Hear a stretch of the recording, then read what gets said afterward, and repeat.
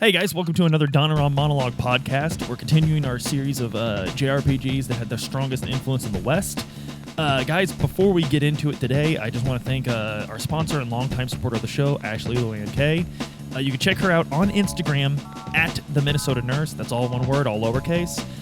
So check out that Instagram feed if you're interested in nursing and things of that nature. She has an awesome one. Thank you again for your support.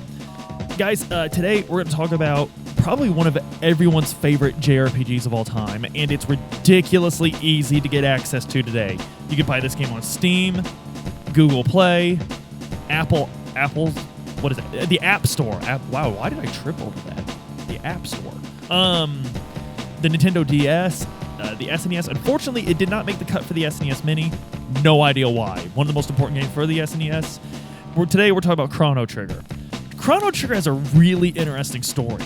So, it's the mid-90s. Squaresoft is the king of RPGs right now, especially in the West, because Enix's Dragon Quest series kind of stopped off after 4 on Western releases.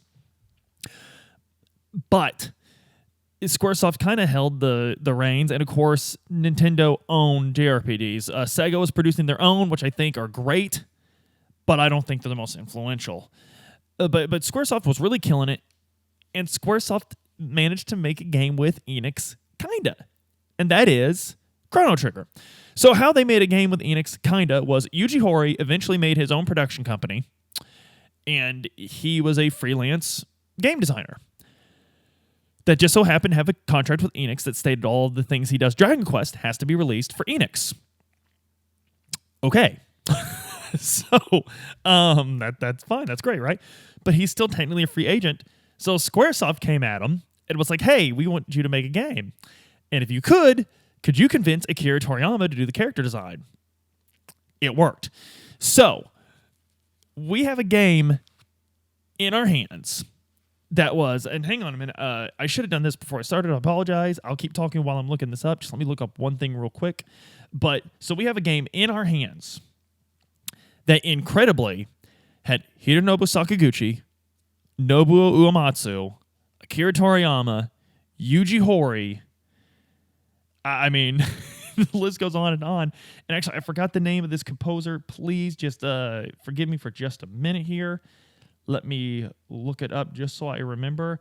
Yasunori Mitsuda. Congratulations! Who worked with Nobuo Uematsu, and he actually did the lion's share of the work. He, of course, went on to do the beautiful music in Xenogears, and you could tell from the first few songs you hear in Chrono Trigger, you see that distinct song structure, and it's just awesome. It gets stuck in your head. It's amazing. But you had, and this is just a sample of the list of legends that worked on Chrono Trigger. And you just have what is, till to this day, one of the most original and amazing JRPGs ever produced. So, Chrono Trigger sort of is one of the first JRPGs that eschewed the traditional fantasy setting. It is a fantasy setting, but not traditional. So you start off and you're in the year 1000. And in the year 1000, it's kind of weird because people are still fighting with swords, but they have microwaves. They're still walking from town to town, but they have robots. It's weird. And the latest invention at a fair is a teleporter device that everyone's kind of excited about, but it's not like a super big deal. So that sort of tells you the technology level. But what makes this game so interesting is you wind up going to different eras of time in this game to solve the issue. Guys, this is so cool the way it works. So most of your side quests involve time shenanigans. You have to go back and do this, so this happens, and eventually you get an airship that not only functions as a Final Fantasy airship, but also functions as a DeLorean. You could travel through time with this thing. So that's pretty wicked. So with Chrono Trigger, like I said before, time shenanigans is a lot of what's going to be going on in this game. That's your side quests and stuff like that. And even in the main quest, you're going to have to do that. And this was back before games had quest menus and map prompts and things of that nature. So a lot of this was just figuring it out. So you combine all this with these amazing character designs by Akira Toriyama and the amazing characters, period. The cast of Chrono Trigger is beloved still to this day for a very good reason. Oh, I forgot to mention one of the versions of this game is the PlayStation remake. For the original PlayStation, that featured full anime cutscenes. That's pretty cool. But so as you progress through this game and as you get to know this game and get to know these characters' past start to come through. And Final Fantasy VI explored this a lot better in my opinion. But because Chrono Trigger is the more popular game, and I'll argue with anyone over that, I think these characters affected us more. And this is really the RPG where we started to learn to love an RPG for its cast. There's, for instance, Persona 5 is the better game, objectively speaking, in terms of what we normally judge a video game by, but I still prefer Persona 4 because of the cast. I think the cast of Persona 4 is just way more likable, way more relatable, way more fun. And that's sort of the way Chrono Trigger is. The cast of Chrono Trigger, even the silent protagonist, that's probably Yuji Horii biggest influence on Chrono Trigger, I would say, is the silent protagonist. And the reason Yuji Horii has said several times why he has a silent protagonist, and that's so that the character's voice is your voice. And I think that's very important in a JRPG. I think that's an artistic thing of his that just makes it very, very personal when you play a game that he's influenced. Directly. So I don't want to. So Chrono Trigger, it came out of this weird time when JRPGs were just sort of catching on in the West, and I think it just became this sort of a legendary game in the West. It became one that not everyone played, but you knew a few people that played it, and it was incredible for that very reason. It came out the same year as Earthbound. And Earthbound and it both sort of occupied this place of, like, you were one of the really cool kids if you played this game. You can find copies of Chrono Trigger in your hometown consignment store.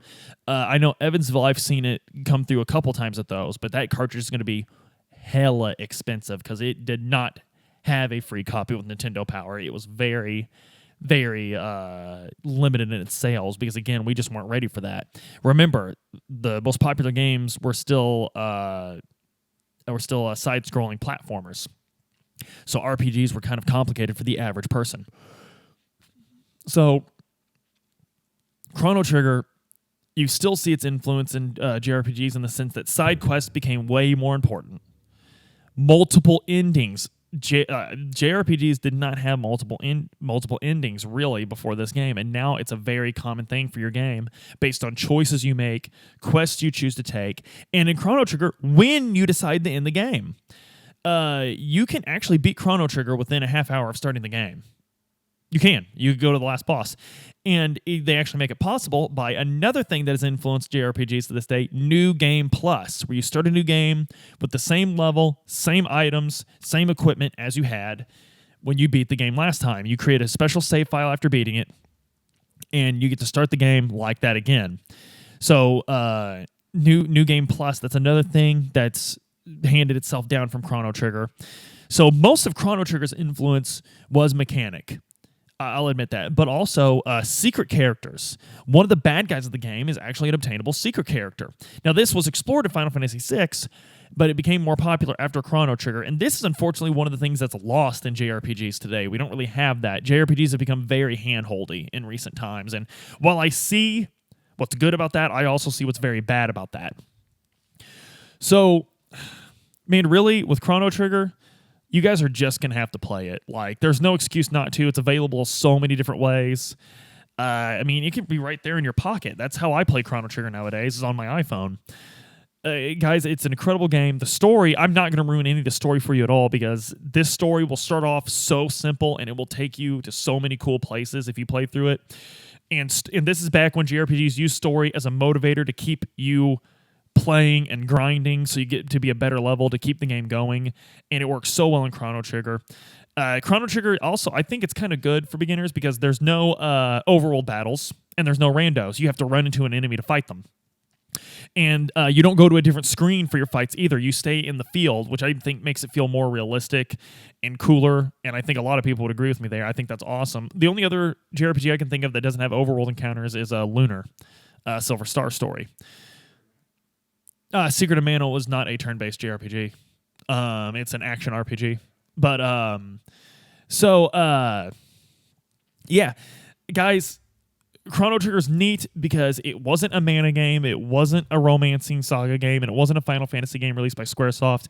It had a lot of Enix legends working on it. The Enix legends, of course, Akira Toriyama, which I think is the first time Hironobu Sakaguchi got to work with Akira Toriyama, who, of course, was one of his heroes. I mean, Akira Toriyama by 1995. Dragon Ball Z ended in 1995. So at the time Chrono Trigger was released, Akira Toriyama was already, beyond a national treasure.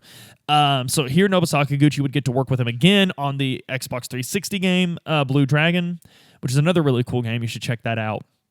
But, guys, Chrono Trigger is just, it's just incredible. I'm telling you how it influenced the West right now, but this is not the last time we're going to talk about Chrono Trigger. We might do a whole week of monologues about Chrono Trigger and just go into different aspects of it. I think that would be cool. Because one thing I'm noticing is a lot of these things that I'm doing, I'm describing you these things in the subject of the week I'm talking to you about, but a lot of these can become their own week subjects, and that's something I'm very open to doing and very looking forward to doing in the future. So, guys, if you want to hear more of this, I'm sure a lot of you are looking forward to tomorrow because Super Mario RPG, cult classic, everyone wants to talk about it all the time. So guys, please like, share, and subscribe. Click the bell, that way you know when we're coming on. Tell your friends about us. Our Patreon and our merch links are still up. I was actually asked at work the other day about how to buy a t-shirt, and I don't think the guy was being a smartass. So, guys, those are there. We've got a lot of cool merch. And the thing I'm most excited about, though, is the Discord. Join the Discord. Again, in the evenings, we are popping. As we add more people, I'm sure it's going to be all day. We were talking about the big Evo announcement last night. Evo being done. That's a subject for something else. I'll talk to you guys about that later. But, honestly, it's been a great way for me to keep up on video game news because we have enough members where everyone's talking about stuff. It's sort of become a one-stop shop. So, guys, the Discord link, I tweet it out all the time. I Instagram it out all the time. It's a universal invite. It lasts forever. Just join up, man. It's awesome. And, guys, until next time, be safe and have fun.